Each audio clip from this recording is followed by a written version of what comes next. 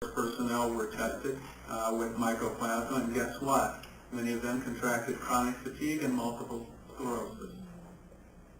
Just around that time, 42 inmates at the Huntsville prison died after experiments with an aerosol air-delivered mycoplasma and brucellosis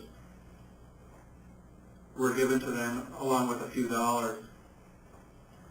But what the experimenters didn't expect was that 231 nearby residents in that town would be stricken with chronic fatigue, multiple sclerosis, lupus, cancer, meningitis, and Epstein-Barr after that experiment. The Iraqis were also very interested in the mycoplasma. So we have a new breed of stealth viruses among us, thanks to the military genetic engineers. Dr. Martin at the Center for Complex Infectious Diseases has found in a chronic fatigue patient a brand new life form. He calls it bacteria, part virus, part bacteria, part fungus. It seems to be able to change from one to the other. Symptoms are severe headaches and joint pain.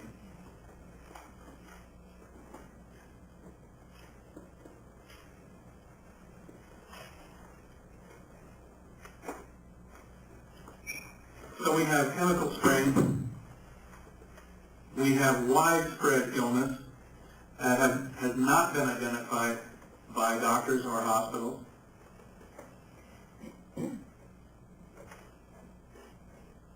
We have a lot of questions, and we have a few answers here, and I'll say right now that we appear to have two programs at work. We have the high-level spraying that we just saw the slides, and we've seen over this city as recently as today.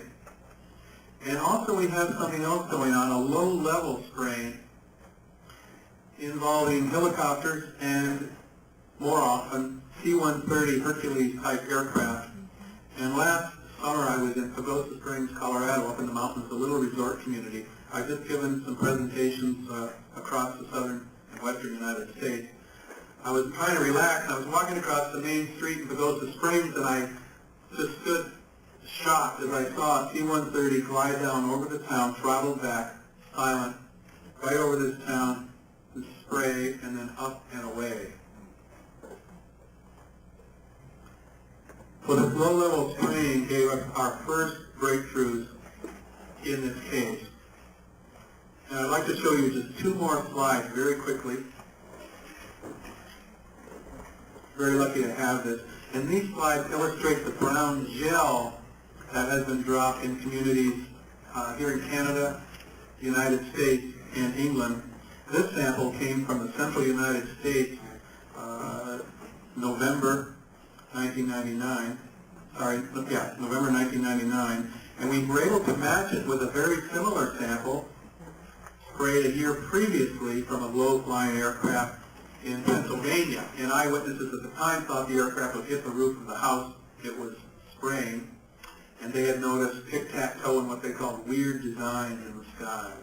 This is just one section of a garage that's aluminum siding there that was splattered top and bottom and side with this brown gel material.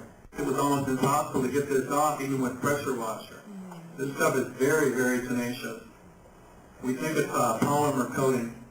The first incident that received widespread publicity of the brown gel was, of course, Oakville, Washington, in August 1994. This was a little town, 665 people, about 80 miles southwest of Seattle.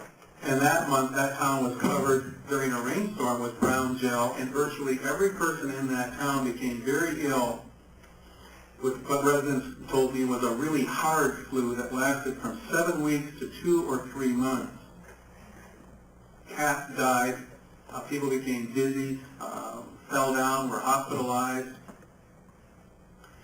And the state health department stepped in and analyzed this material, and they found that this goo was alive. They found human white blood cells, they found a Pseudomonas fluorescens, which will give you very, very severe upper respiratory problems, and they found an Enterobacter bacteria as well, and that was confirmed by a second lab.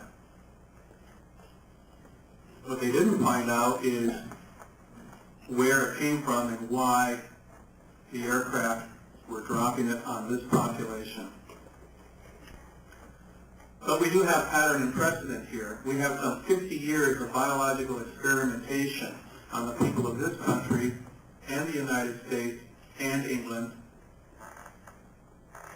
testing various biological warfare stimulants that, don't worry, won't hurt anyone, but in fact did hurt a lot of people who were susceptible. From San Francisco to New York City, Winnipeg in particular, 2 million people exposed in England. They used ships and they used spray-equipped aircraft to deliver serratia marcescens, zinc cadmium sulfate, a known carcinogen by the way, and other material that would show up very quickly in their tests to test dispersal rates and infection rates in the population. And the idea was that you made people sick enough to report to their doctor or the hospital, you could track the efficiency of these weapons on your own population. Oh, this is legal, by the way, at least in the United States. Section 1520 says it's okay for the Department of Defense to test chemical and biological weapons on the population as long as it's for research purposes. But in November '87, that law was amended and now reads 30 days advance notice must be given to Congress, and any human subject subjected to these tests must be notified in advance. Now, I don't know about you, but I haven't received any notification by phone or mail that I'm about to be and have been experimented on. So that's it for today. Thanks for watching. As always, please help keep this show on air by letting your cable company know you're watching. Or better yet, tell them what you think of the show. They transcribe every one of your calls and pass them on to us. We'd love to hear what you think about Chem Trails. Next week, we'll hear more from William Thomas on Chem Trails, including his notion as to why they exist. See you next week. Goodbye for now. I'll say categorically, as a researcher and a person who's writing about health for many years, that if we look behind the illnesses afflicting us now that are putting people in hospital, this flu-like illness, we are going to find fungus among us. Okay, treatment. We want to be alkaline.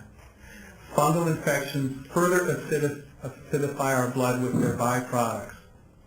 If our bloodstream is alkaline, if we eat that green leafy stuff and avoid the fun foods, my primary supplement is cayenne.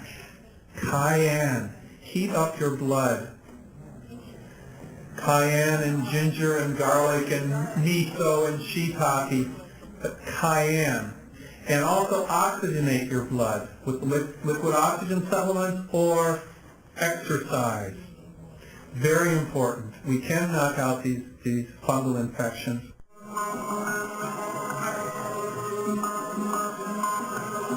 Are those deaths that have been so often linked to this spraying intentional? Are they really trying to do us in?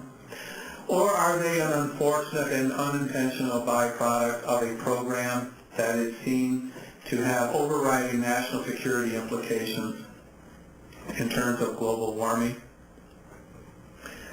Or are the people behind this program getting two for the price of one? Never stop to wonder when watching my TV why we who do the work so seldom see.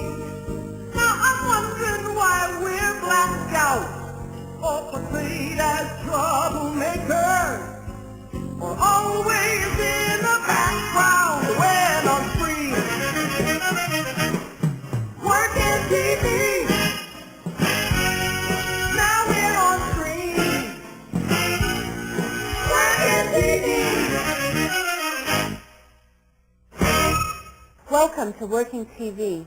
I'm Libby Davies. This week we continue with week 2 of the presentation on chemtrails by journalist William Thomas.